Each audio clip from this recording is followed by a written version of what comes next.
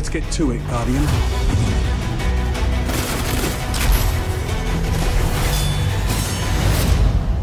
You're not brave.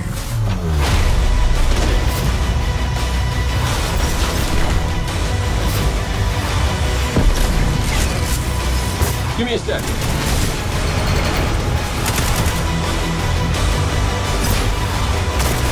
Hold on back there!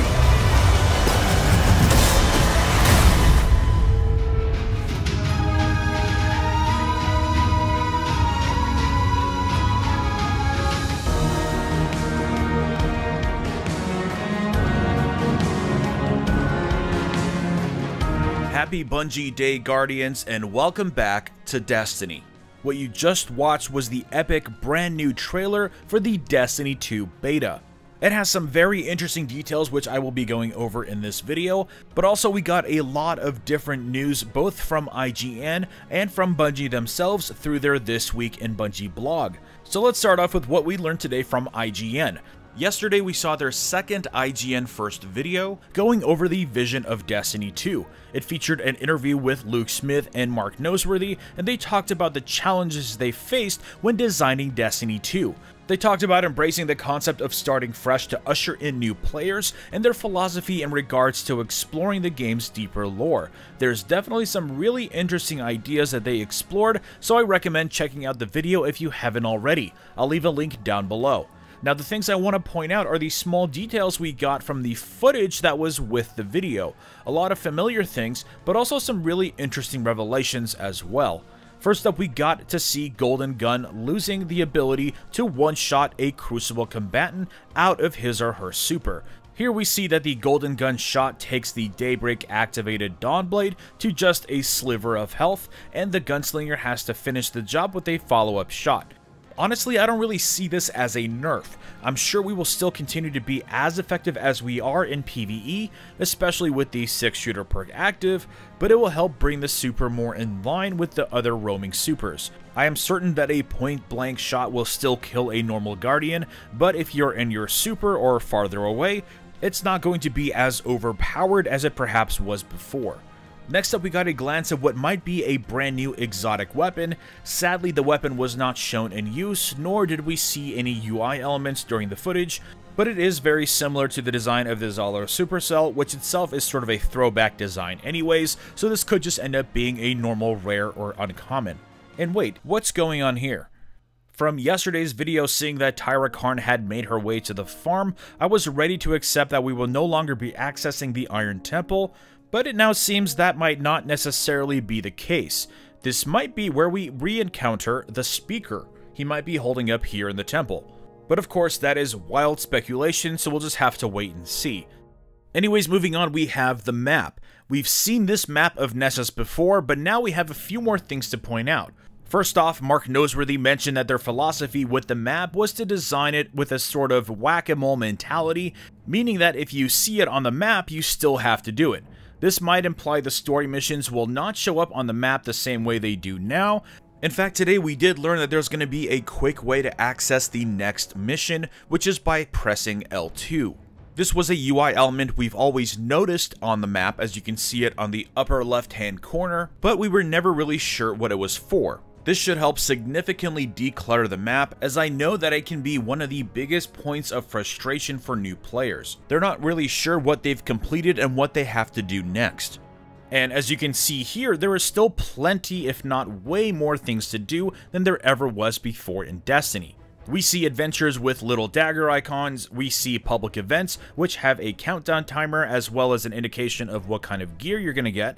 We also see something called a treasure map. We are also seeing what looks more and more solidly like the transmat zones, giving you multiple on each destination, so you can also use them as fast travel. Then we see a crown icon in the shape of the strike, which might just be the new icon for strikes on your destination. Aside from those, we see lost sectors and a mysterious cross icon which I can't identify as anything important. They're both kind of grayed out, indicating they might be still hidden, or maybe you've already completed them. But regardless of those mysteries, the one thing I really love about the map is that you can see everything that there is to do at a glance. So if you're ready to play, you can just look at your map, see what needs to get done, and then go do that thing. And also another really interesting thing about the map that is worth pointing out, and that is the Exodus Black section on the Nessus map. The Exodus Black is a ship that was outfitted with Siva, and it looks like it may have crash landed here on Nessus. We already knew that Siva was going to be in Destiny 2 from the Destiny reveal event, where they showed a screenshot of a Nightfall strike that featured Siva Corrupted Fallen. And plus, we now know that the Arcadian Valley is on Nessus, so this is where the strike is taking place. Also, since the Exodus Black section seems to be perfectly explorable on patrol, we can probably expect some additional encounters involving Siva. The next thing in the video I want to point out is the reference to a loadout lock. Luke Smith mentioned that certain activities will not allow you to change your gear once you initiate the activity, which honestly doesn't sound super detrimental, but of course we don't know which activities it will feature. If it's featured in something like a raid, that definitely changes up things quite a bit.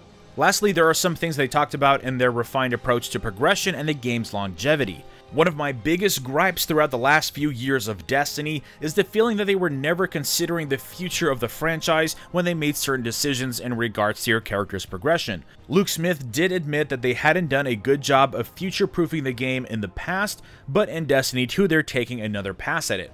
So while we still don't know how light progression will work in Destiny 2, you can probably expect some things to be changed up in the way you climb your light. Next is a really interesting bit of information we got in today's article summarizing Destin Legary's first impressions. There was a lot, of course, that he couldn't reveal, but one of the things that he did tell us was that the Nessus AI failsafe did give them an optional quest to go find recordings in reference to a crashed ship. Hey, we did just mention a crashed ship, the Exodus Black. So this is a really interesting way of them inserting lore into the game. You will then no doubtly have to go out and collect several different recordings, and I guarantee you're going to be able to listen to those recordings and see what went down. This makes me beyond ecstatic because this is exactly what I was hoping they would do with the lore in the game. One of my favorite experiences during the Halo franchise was in Halo 3 ODST, not during the missions, but during the hub world sections in New Mombasa. You would run around collecting these recordings where you can then listen and see what happened there before you arrived. They did a phenomenal job at putting you right in the action, and it gave you a really good sense for the space you are playing in. Trans-Bay Express train, now departing Kikowani Station. All passengers must descend off with your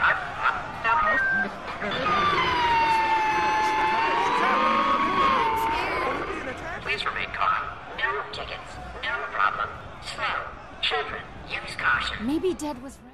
This approach is infinitely better than checking a website for some lore. You can guarantee that if Exodus Black was explored in Destiny 1, you would simply find a dead ghost which unlocked the Grimoire card and you would have to go read it on a website instead of collecting the recordings and listening to them in-game.